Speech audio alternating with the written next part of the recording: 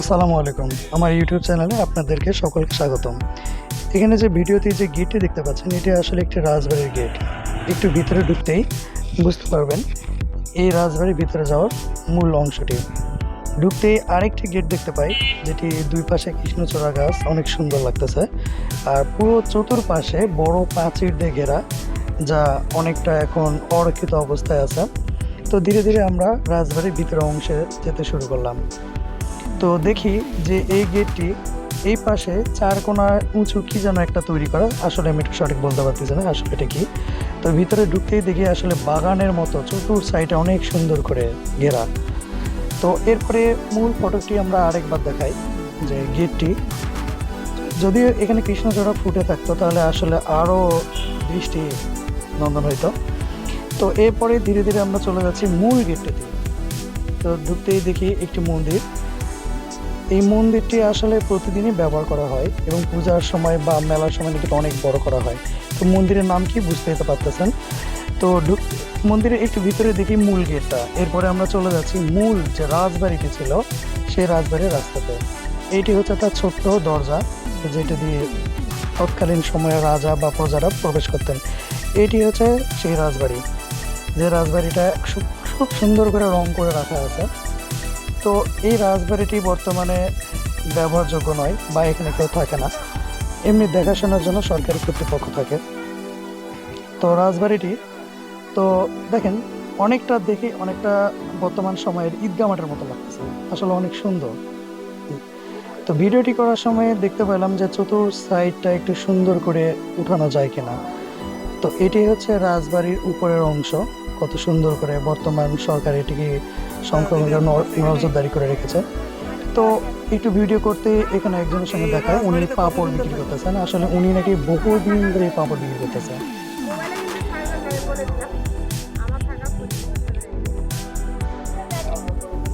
এই যে পাপড়গুলো কোনটা কত করতেছে?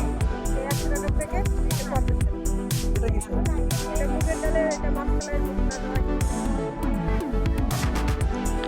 যাই হোক, উনি পরিশেষে বললো যে হাতের বাম পাশেরটা 50 টাকা, এই পাশেরটা 100 টাকা। তো রাজবাড়ির দ্বিতীয় যে রাজমহলটা ছিল, এটি আসলে দেখেন বর্তমানে কেমন একটা বেহাল দশা হয়ে গেছে। চতুর্দিকে আগাছা পরগাছা এগুলোতে দখল করে ফেলেছে। আসলে বর্তমানে রাজবাড়িটি তো পরিত্যক্ত। তো রাজবাড়ির এখানে একটু ছোট্ট নির্দেশনা দেওয়া আছে। তো এটি হচ্ছে রাজবাড়ির আরেকটি সাইড অংশ, যেটা এটাও আসলে পরগাছাতে দখল করে ফেলেছে। তো এখানে ঘুরতে ঘুরতে অনেকগুলো লোকের সঙ্গে দেখা, তাই ভদ্রলোক বলতেছে আপনি ক্যামেরাতে একটা জিনিস দেখান। দেখেন আমি দেওয়ালে কত বড় বড় শামুক পেয়েছি, যে শামুকগুলো দেখতেই পাচ্ছেন। তো এরকম অনেকগুলো শামুক আছে। তো একটু ভিতরে যাইতে একজন বলেছে ভিতরে অনেক বড় একটা লিচু গাছ আছে, দেখেন প্রায় 50 বছর উপরে। তো গাছটা আমরা দেখার জন্য গেলাম, তার পাশে দেখি যে একটি আরেকটা রাজবাড়ির মতো অংশ করে রেখেছে। তো এখানে আসলে তার প্রজারা বা বিভিন্ন দায়িত্বশীল লোকের থাকতো। তো এই যে গেটটি দেখতে পাচ্ছেন পরিত্যক্ত অবস্থায়, তো ওর ভিতরে একটি রাজার ছোট্ট একটি পুকুর আছে, যেটা আপনারা ভিডিওতে এখন দেখতে পাবেন। তো এই পুকুরটি আসলে রাজা কি কাজে ব্যবহার করতেন সেটা আসলে সঠিক ব্যাখ্যা ওখানকার লোকেরা কেউ দিতে পারে নাই, আমিও সঠিক বলতে পারতেছি না। তো পুকুরটি হয়তো এত ছোট ছিল না, আরও বড়। এর পাশেই আমরা পুকুরের সঙ্গে দেখতে পাই একটি বিশাল আকারের জাম গাছ। তো এই জাম গাছটির বয়সও নাকি প্রায় 100 বছর, অনেক নাকি জাম ধরে। তো পাশে একজন ব্যক্তি খুব আদেখলার মতো জামের গাছের দিকে তাকিয়ে স্যার ভাবতেছেন যে সব জাম কে খাইলো। তো এভাবেই এই জায়গাটা আমরা ঘোরা শেষ করে দ্বিতীয় যে রাজবাড়িটি আছে রানীমহলের পাশেই, তো এই রাজবাড়িতে আমরা এসে দেখি যে এটারও এক করুণ অবস্থা। তো ভিডিও করার সময় আমি কোথাও সিঁড়ি খুঁজে পাইনি, আসলে উপরে উঠে কোন দিক দিয়ে। তো এরপরে চলে আসলাম মূল রাজবাড়ির যে রানীমহলটি আছে সেই রানীমহলটিও দেখেন এত সুন্দরভাবে গাছগাছালি দখল করে ফেলেছে, আসলে চোখ জুড়িয়ে যাচ্ছে। এই রাজমহলের ভিতরে ঢোকার মতো কোনো অবস্থা নাই, তাই নিজেকে একটু ক্যামেরাবন্দি করলাম, ভাবলাম যে নিজেকে একটু প্রকাশ করি, তাই সুন্দর করে চেষ্টা করলাম একটু ভিডিওটা করার জন্য।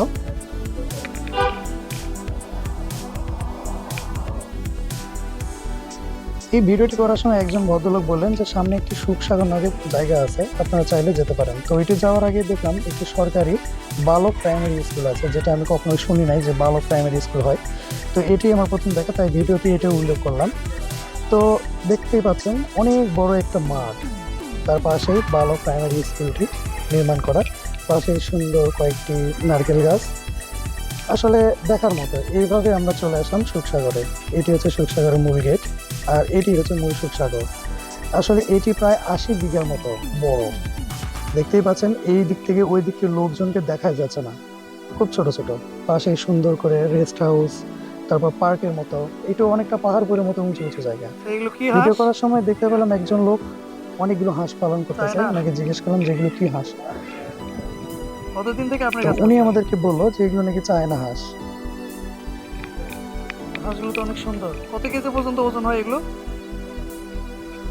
তো ডিম? ভিডিও করার ডিম সময় দেয়? উনি বললো যে ভাই এইগুলো শেষ ডিম হাঁস কি না, আমাদের আরো দেশি অনেক হাঁস হাঁসের আছে, মতো? ভিতরে আসেন দেখতে পাবেন।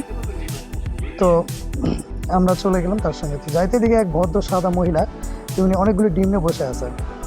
তারপর এই উনি হাঁসগুলো বললো যে আপনি আরেকটু কতদিন ভিতরে থেকে আসেন, পালতেছেন? দেখেন দেখতে পাবেন আরো অনেক কিছু। তারপর যাইতেই দেখি যে আরেকজন সাদা ভদ্র মহিলা, উনি সুন্দর লেজ তো। নাড়িয়ে হয়তো অনেক লজ্জা পাচ্ছে, হয়তো ক্যামেরার সামনে অনেকগুলো কখনো ডিম আসেন আছে, নাই, এটাই বাচ্চা প্রথম। ফুটাইছে দেখতে। তো আমি হাঁসটাকে দেখলাম এবং বাচ্চাগুলোকেও তুলে নিলাম।